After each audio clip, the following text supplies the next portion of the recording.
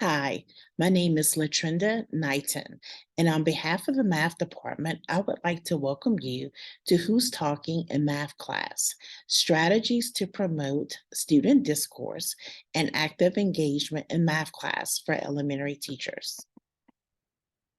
So let's take a look at this prompt on the screen. Would you rather have three pencils that are 9 centimeters each or five pencils that are 6 centimeters each? If you're viewing this with a group, you can pause the recording at this time and take about 3 minutes for a turn and talk. But whatever choice you make, what I need you to think about is how would you justify your reasoning using mathematics, depending on the choice that you select. So let's think about that for a minute as we move on and take a look at our goals for today. So in today's session, we're going to identify strategies and resources to help facilitate productive, meaningful classroom discussions in math class. We're also going to connect specific teacher actions to facilitating meaningful mathematical discourse. So let's go back and revisit our prompt from earlier. So when you take a look at this prompt, you'll notice that students are being asked to use reasoning and use what they know about mathematics to defend their reasoning.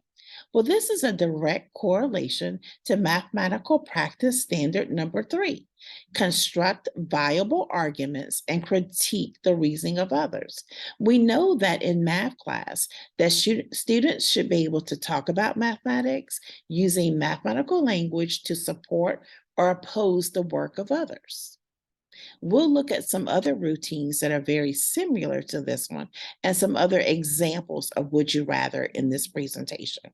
So our goal for today is to look at some routines that you can infuse in your existing curriculum to support discourse, meaning they could be used as some of your fluency activities, your bell ringers, or even part of your concept development question posing with your students.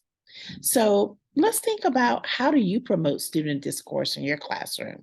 So let's look at this brief clip and hopefully it's not what happens in your classroom. When you get your next big idea, Grammarly's tone suggestions can help pitch it with confidence to get your team on board. Did you see her email? Already caught.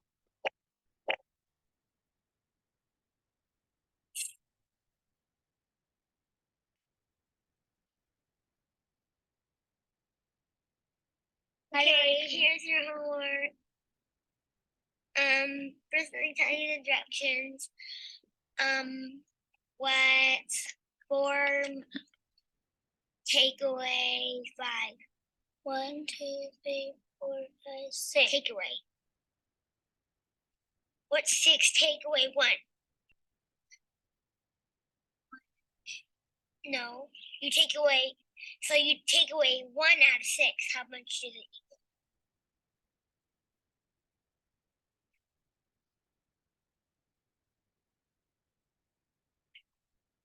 What's 10 minus 1? I don't know. 1, 2, 3, 4, 5, 6. 6, 7, 8, 9, 10. Nope. Take away 1. Which is it? 1, 2, 3, 4, 5, 6, 7. Nope. 1, 2, 3, 4, 5, 6, 7, 8. And 1 more. And add 1 more. How many is equal? 1, 1, 2, 3, 4, 5, 6, 7, 8. 1. It makes 9. See how you take away? You take away 1 and it equals 1.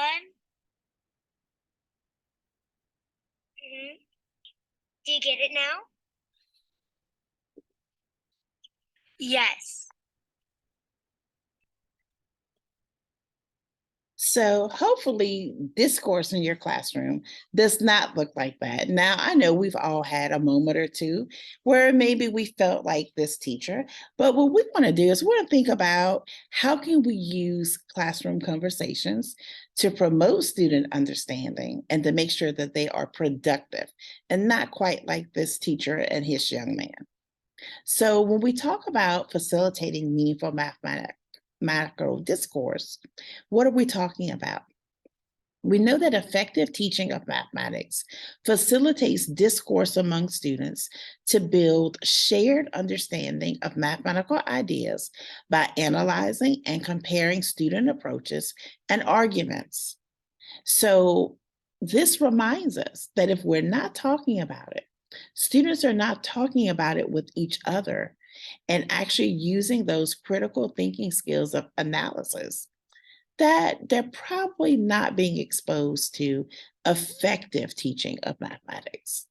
So, what does that mean?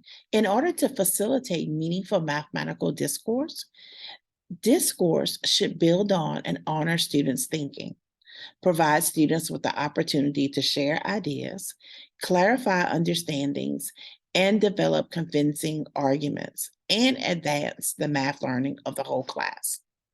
And so the quote below this reminds us that using those higher order thinking tasks that promote thinking, reasoning, and problem solving, this is a mechanism that we're given to promote conceptual understanding of mathematics. Why is this important? The majority of our standards are conceptual understanding standards. So to make sure that our students are fully embracing those concepts, you want to have the opportunity for them to talk about their thinking, to build on thinking of themselves and others, and share ideas as they make sense of the mathematics that they're learning. So before we even talk about our students diving deep into having discourse in the classroom, having those productive discussions, we have to make sure that students understand that part of being a good discussion partner is actually knowing how to be a good active listener. So here you see 5 ideas that are shared from a Teaching Children Mathematics article about what makes you an active listener. And when I was in the classroom, you took these 5 steps and I put them on like a paper and had them laminated, and I kept them on my tables. And so I had my students remind themselves and review these when they were engaged in discussions to make sure they were actually doing the things that they needed to do to be an active listener so that they actually could be a productive partner. So, of course, what are the things that are suggested here? Pay attention to the speaker. Show you're listening through verbal and nonverbal cues. Those of you who have worked with children for a long time, or even if you have your own personal children, you know, as early as toddler age, students learn the mechanisms of having a conversation. They'll nod their head and use things like, yes. You know, they're starting out by mimicking what they see adults do, but they learn that that's something you do when you're listening. Something else that's important is to provide feedback by asking questions or summarizing what the speaker is saying. Allow the speaker to finish before asking questions or stating opinions, and to respond appropriately by being open, honest, and respectful. So now we want to look at what are some sample activities that you can use to bring into the routines in your classroom to support this type of productive and meaningful discourse. Well, one is using prompts such as the would you rather prompt that we open our session with today. So this is one that actually uses a context, a place value. So would you rather have a stack of pennies from option A or option B? And so some students might think, oh, the most common response is to say, I want the stack that's going to give me the most. But I'm thinking all these pennies might be heavy. So maybe I want option B. 2 10s and 3 1s because I want fewer pennies so that they don't quite weigh my purse down as much. Another example of a would you rather prompt is this is one that kind of uses the context of fraction understanding or fractional thinking. So they've got 2 plates presented to them. They have to share this treat equally with a friend. So they have to decide which one would they rather share, A or B. So just for a point of reference, if you go in and you Google, put would you rather in, there is an entire page that's devoted to would you rather prompts. And you'll see some that are designed for kindergarten, for elementary, middle school, and up to high school. So lots of different suggestions that you can get for some of those prompts so you can bring into your classroom. Another strategy or routine you can use to promote student discourse is what we like to talk about as number talks. So here you see a picture here, and the question is, how many goldfish do you see? So I would ask students, how did you count the goldfish after they've actually told me how many goldfish they see? So let's take a look at some examples of what this could possibly look like. So this is one where you see someone did making 10. So they made a 10 on the left, they made a 10 on the right, then they took the ones in the middle, the 2 4s. And so they made a number sentence to show 10 plus 4 plus 4 plus 10 is 28. This is someone who just skipped counted by sevens. So we see 4 groups of 7 is 28. Here's someone else who chose the making 10 strategy, but grouped the 10s differently than we saw in the first example. So number talks are great tools to use in the classroom to support students with just talking about their work. So other questions after you've had a couple students to share to find out, did anyone count the goldfish a different way? So that way you'll see some of those different ways that students counted them. And once you determine that there are 28 goldfish, did anyone know there were 28 a different way? So now you're having to think about what were the combinations of numbers they used to show those. Another strategy that I love using in the math classroom to spark discourse is debate activities. These are great because these help our students to not only master or to relate to mathematical practice number 3, it really helps them with being proficient in those type 2 reasoning questions. So here is a task or a question that's posed to students, and we actually would use this in a journal setting. So Sam ran for 13 minutes, Dre ran for 9, and so they want to know who ran longer. One student says they should add, another says they subtract. They should subtract. So we want to know who's correct. Students are asked to tell how they know with pictures, numbers, or words. So keeping this in their debate journal, they can show their response. Then they can share with a partner their responses and compare the different responses they got and decide who is correct so they can talk about it. So here we have, they're debating the reasoning of the 2 people in the problem, but they will also have an opportunity to debate or defend their responses with a partner. Another debate activity, which is actually one of my favorite, is having a mini mathematics debate. So here you see a problem that's posed to students about 2 boys who had to mow the lawn. And so they were both given a different fractional amount to mow by their dad. And so one child, of course, says, it's not fair. I had to cut more of the yard than my brother. And so students have to decide if they agree or disagree with Sam, and they have to tell why, using a picture or model to support their reasoning. So once you pose the task to students, they get to support their reasoning, but then in the classroom, you've identified a corner that says agree, another corner in the room that says disagree, and then students have to take their response and go to the side of the room that matches their answer. So all the people who said agree would get together, talk, compare their responses.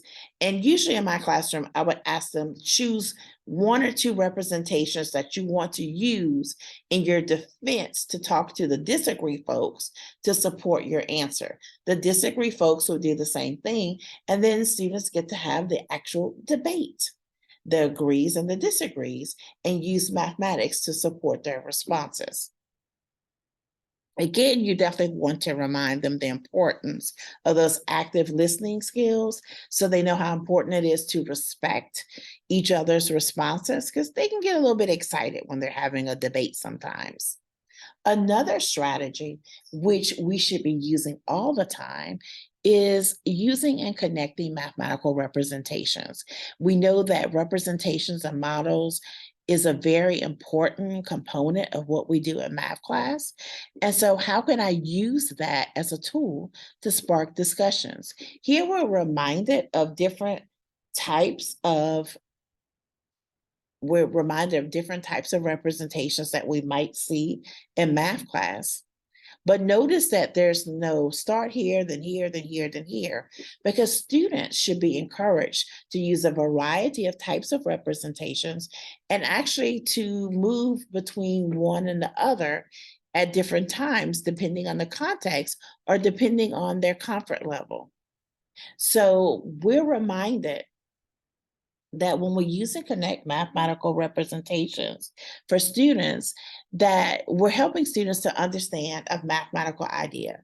So it really requires that they use several possible representations so that there's some choice.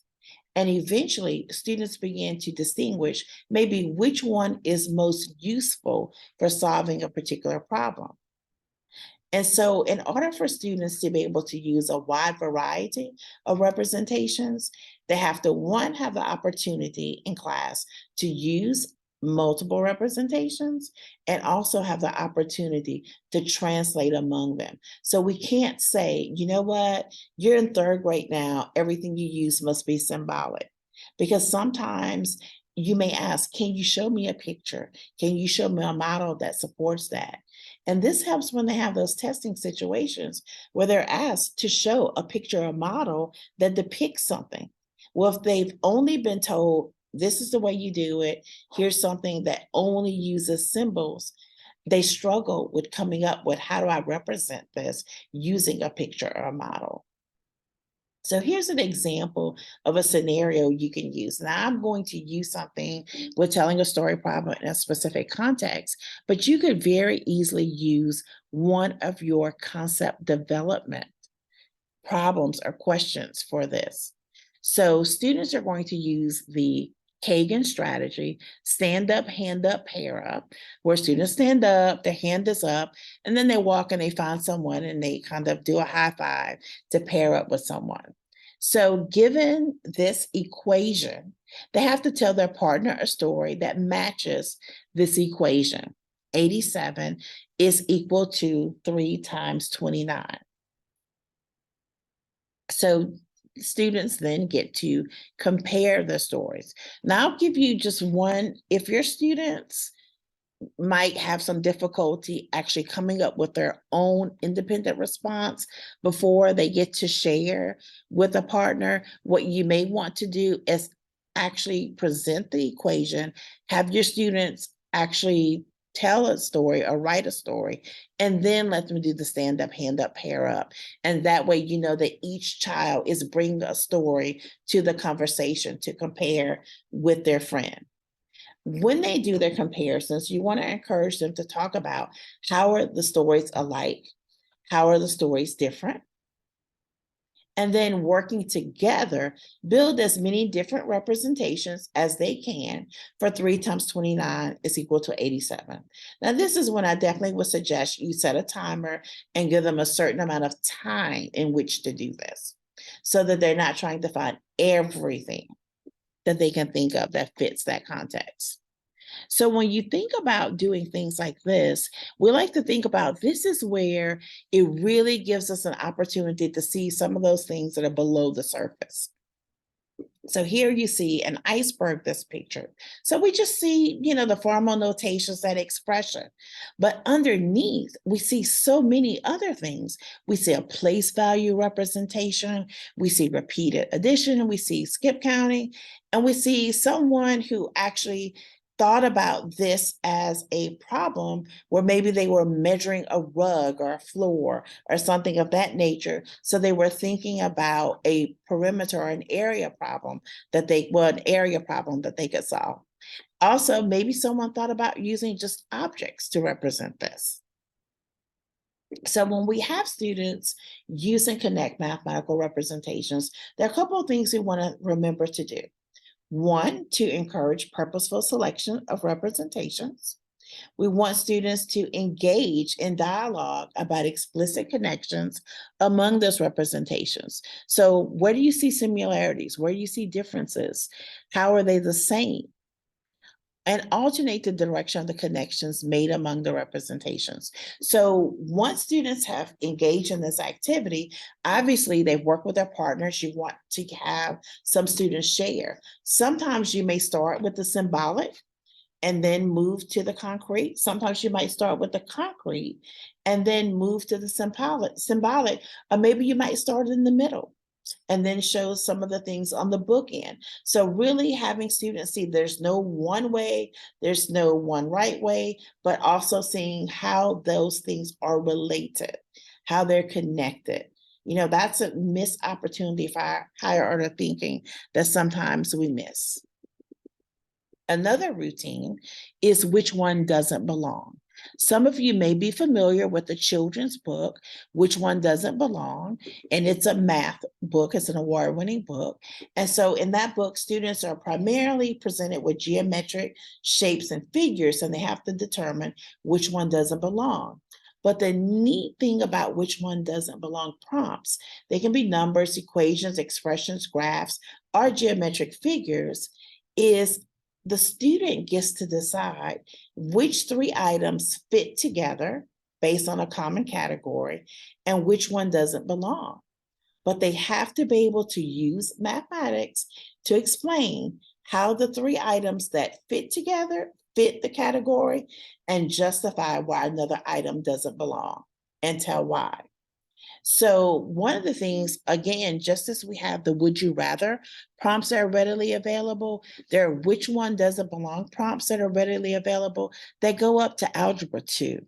So just wide varieties. So for example, if we looked at this one, if a student said, oh, well, 3 of these have purple squares, but one doesn't, that would not be correct because all of the designs are made up of purple squares, where some kid might look at one of these designs and maybe only sees the little X's and not see that those are actual purple squares. So they can't justify one not belonging to the category. However, what if I looked at this one and I said that the 2 at the top and the bottom left, those 3 belong because they all go in order from smallest to largest. And the bottom right goes from largest to smallest. So here I can use mathematics to justify which 3 fit together and which one does not belong. So we just looked at a couple ideas. Would you rather prompts, number talks, using debate activities, using representations, and using which one doesn't belong. All very quick things that you can use that you actually can bring into your Eureka lesson to actually make those things engaging for students. So what do we want to do to get started? Well, obviously you want to plan with the student in mind. Anticipate solutions, thoughts, and responses that students might develop as they struggle. Generate questions that could be asked to promote student thinking during the lesson, and consider the kinds of guidance that could be given to students who showed one or another type of misconception in their thinking. And thinking about how to end the lesson so it's advanced student understanding. So I'm going to go to one of our annotated lesson plans, and it actually happens to be a lesson from grade 4. And so when I take a look at this lesson, you'll notice that at the beginning of the concept development, like I have a note here talking about here's an opportunity to facilitate discourse, because it says you're telling the students to solve and be prepared to share your solution strategy. So instead of your students just having their whiteboard and working, how about if I use one of those activities? Now, I suggested here using a think, pair, share, but maybe you actually want to use something different. Maybe you want your students to move a little. So you might do stand up, hand up, pair up. Or you might have your students use a think, pair, share, but during share, you might say, what type of representation did you use, and ask them to compare, and then maybe visit another set of partners and see if there were some different ways that they represented them. So that's that planning with student in mind. You want to go to some of these highlighted points where there are notes here reminding you about what students are doing, what they're working on, and then use some of those opportunities to infuse those discussion opportunities into the classroom for your students. Also remember the problem set is a wonderful opportunity to think of how can I use this as an opportunity to bring in some discourse opportunities for students. A lot of times, page 2 has more of the word problems. Can you take one of those problems and use it as an opportunity where students are going to uplift their representations? Or they're going to have a discussion with their classmate and discuss, their response as opposed to someone else. Notice in question 4 for this one, students are asked to look at a scenario, decide if students have enough time to watch all 3 movies, and tell why or why not. Perfect opportunity for mathematical practice number 3.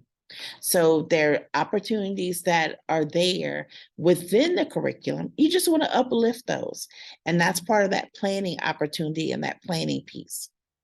So as we get ready to wrap up our session, what are some opportunities for some tools that you can use to help students to get started? Using sentence stems. So you have a bit.ly here. And so when you use this bit.ly, it's going to take you to a copy of these sentence stems. And actually there'll be 2 sets on each page. What I did in my classroom with these is I actually had them printed on half sheets. And so I had this in the front cover of my students' math journals so that when we were having discussions, if students felt as if they were stuck or they weren't sure how to initiate a discussion, they could use one of these stems to start a discussion. I made a connection with what somebody said and tell why. Or I chose this method because it really just helps them get started. Because sometimes students have not had a lot of opportunities to engage in these type of discourse routines. So you want to give them some tools that they can use. Another tool that I love because it was something that was helpful for me as the teacher, sometimes we get into a routine and we ask the same questions and the same types of questions each time. So what you see here is a snippet of a full-size page, and this bit.ly will take you to different types of question stems for you as the teacher. So for example, if I want to ask students questions to promote problem solving, I've got about 5 or 6 questions there that are sample questions I can use to help me to promote problem solving. What about having them make connections among ideas and representations? Here's some questions here, just stems for us as the adults, because sometimes we need a little help. We need a STEM. Can you give an example of how this is relate to? And so I remember when I first started teaching, it was really important that we use blooms before we start to use the OK. And I would keep question stems like this just on a little piece of paper. And so I kept them around the room wherever I would have my students gather for group discussions, so I could remind myself to use a variety of different types of questions. And think about on your compass evaluation, that's one of the things that you're evaluated on. So you really want to make sure that you are using those higher order questions and you're using a variety of different types of questions. So that's a tool for you as the teacher. So, as we prepare to wrap up, just want to remind you that we're talking about facilitating meaningful discourse in the classroom, but teachers and students both have a role in this. So, on the left side of the screen, you see what are things that the teacher does to facilitate discourse. But on the right side, you see what are students doing. So, what are students doing? They're presenting and explaining ideas, reasoning, and representations to one another in pairs, in small group, and in whole class discourse. They're listening carefully to and critiquing the reasoning of peers, using examples to support or counter examples to refute arguments. What are teachers doing? Teachers are facilitating discourse among students by positioning them as the authors of ideas who explain and defend their approaches. So it's a student-centered classroom. Teachers are selecting and sequencing student approaches and solution strategies for whole class analysis and discussion. Remember, we talked about looking at those representations and having students translate among different types of representations. You make those careful decisions of which representations to select and how to sequence those when you're having that group discussion. So one of the things I want you to think about, we looked at several different routines. We looked at how you could bring that into your existing tier 1 curricula. So think about maybe one or two ideas or maybe aha moments from this session that you can apply to your classroom to facilitate meaningful mathematical discourse. It's a journey. And so we want to treat this as a marathon, so that we think about, I want to pace myself, I want to make careful choices, and I want to use those pieces that are going to support me and my students.